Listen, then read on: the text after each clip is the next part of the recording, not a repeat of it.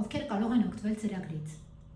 Մարդու իրավունքների պաշտպանության ոլորտում իրավունքների պաշտպանություն առանց սահմանների հասարակական կազմակերպությունը անվճար իրավական աջակցություն է տրամադրում հիմնականում այն անձանց, ում իրավունքները խախտվել են պետական և տեղական ինքնակառավարման մարմինների կամ պաշտոնատար անձանց որոշումների, գործողության կամ անգործության հետևանքով։ Ինչ իրավունքների խախտման դեպքում կարող են դիմել։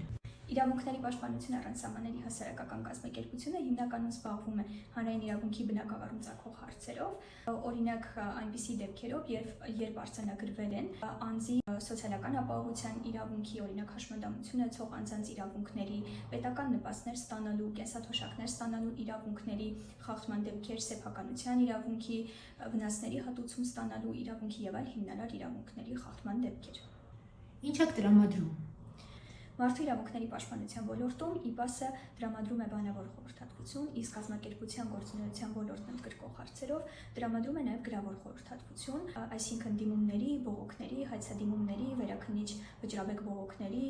տարատեսակ միջնորդությունների կազմում, ինչպես նաև անհրաժեշտությունից եւ նպատակահարմարությունից ելնելով անձանց շահերի ներկայացում, այսինքն ներկայացուցչության իրականացում, ինչպես վարչական, այնպես էլ դատական բարույթների շրջանակներում։ Կազմակերպությունը իրականացնում է նաև ռազմավարական դատավարություններ եւ դրանց շրջանակներում ներկայացնում դիմումներ ինչպես սահմանադրական դատարան, այնպես էլ մարդու իրավունքների եվրոպական դատարան։